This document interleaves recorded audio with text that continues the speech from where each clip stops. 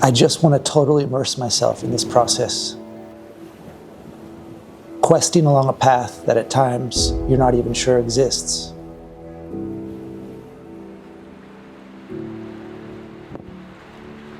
Being surrounded by the natural power of this place and the perfection of this line.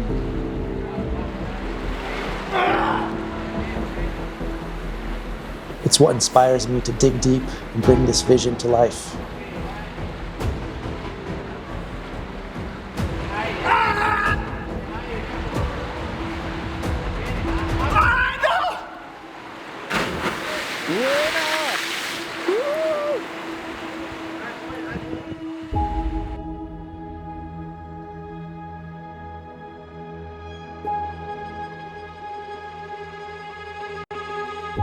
I've been coming to Mallorca to climb deepwater solo or psychoblock since, I guess, 2003. So a little bit over 20 years now. For me, I've developed this deep relationship with this place. It's like my power spot to come back and charge my batteries. Being able to free solo at your limit above the water, bringing that performance and that playfulness together into just a very free, kind of abstract form of climbing that is just so beautiful. I remember 2022, I saw this cliff and it was kind of like the birth of a new mega crag.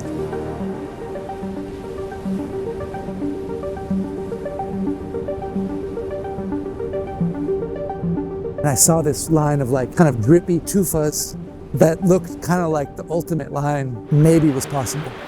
You never really know until you go in there and you rappel in, and in this case, just to get into the wall could be really challenging. It took me maybe even several trips just to figure out if it was possible or not.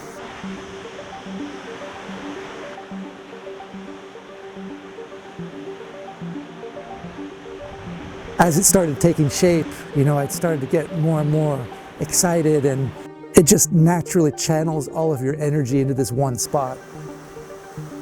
This route, Vision Quest, is one of the most beautiful routes I've ever tried, and there's just barely enough holds to make it possible. I have to climb that. It's just so perfect. It's that's what I've been working to my whole life, is to climb something like that.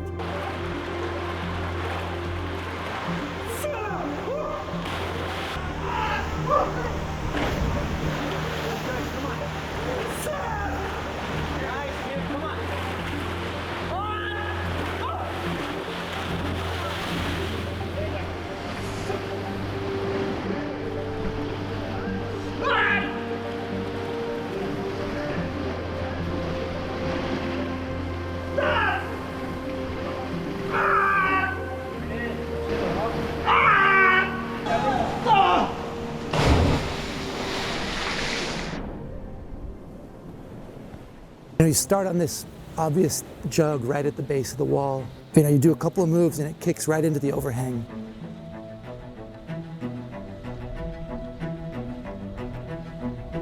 You go up into this kind of slopey undercling, come into a pinch. From there, move your feet. You come up into this flat slopey hold. Move your feet are just on smears right here. You match it and you cross over to this little pinchy thing.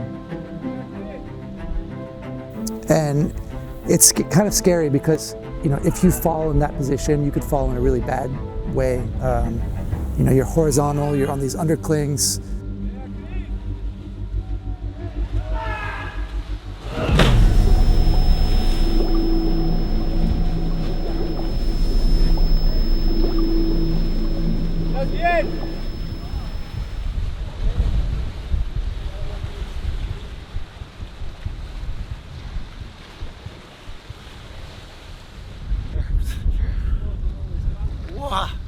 Pero fue un... That was crazy. Right here for me is the two hardest moves on the route.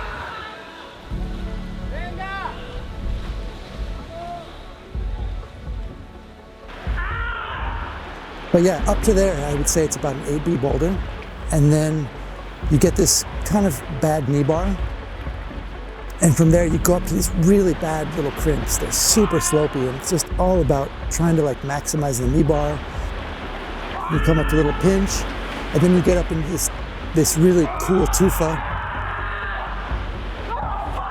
It's all super physical.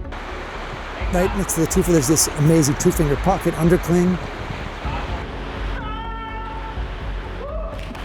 You reach up to this little, really bad tufa that you kind of like get your thumb hooked on it.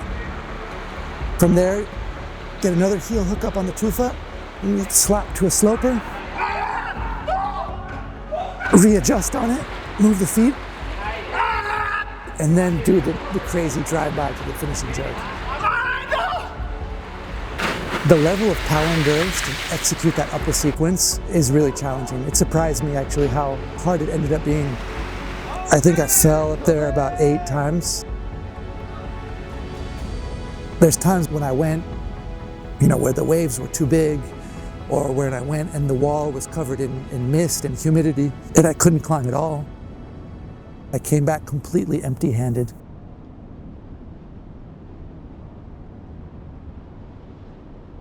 I'm projecting so much importance onto this one climb, and I'm not even really sure if it will actually come to fruition. There's like this level of doubt. Why do I want to do this so much? Why is it so important to me? Just fully committing to a vision. I'm gonna just give everything I have and dedicate 100% to this.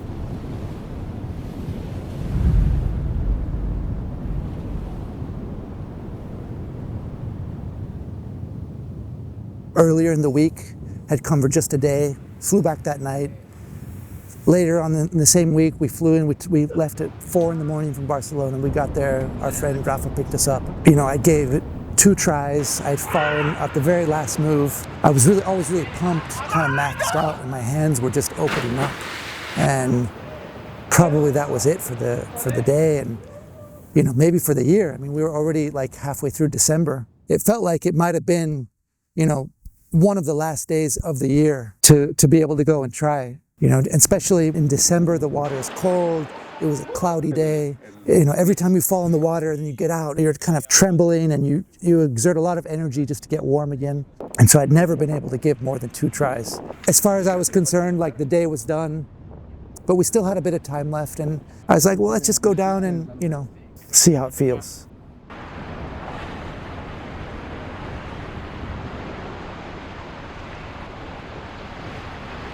I was down there with our friend Rafa. There was this one special moment when we were down there on the ledge, just sitting down there checking everything out. And I was talking with him, I was like, what's kind of cool about this is like, we're probably, at least in the Northern Hemisphere, the only people anywhere doing deep water soloing right now. Because in climbing, people are climbing everywhere. People are climbing in the gyms, they're on the cliffs, they're on the boulders. But deep water soloing in the middle of winter, no one's doing that. It just felt very special. And I just started climbing after that. I was just very free in my mind. I didn't really think that I was a chance that I could do it that time.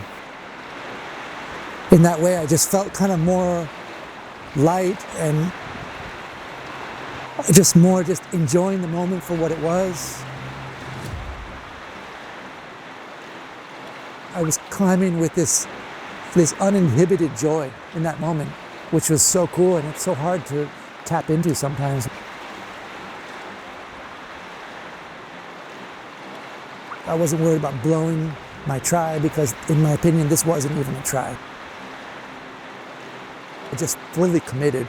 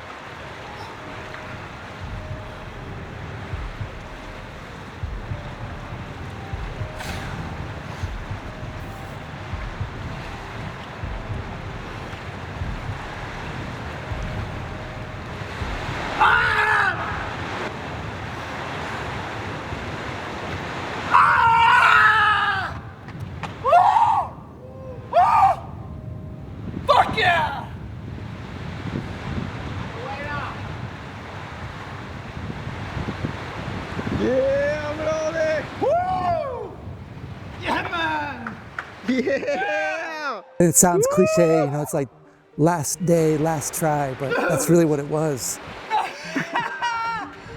¡Qué pasada! Yeah! Happy Christmas! Woo! Those are the magic moments that we spend like our whole life trying to find. If you fully commit to the process, it happens in the end. You don't know exactly when or exactly how it's going to happen, but it ends up coming together. As Pontas and Big Fish and Alasha and Black Pearl and now Vision Quest, it's like this amazing collection of really high-end, beautiful king lines. I've dedicated my life always trying to find the next one, and I'm so grateful that in Majorca it's just continued to reveal the next step.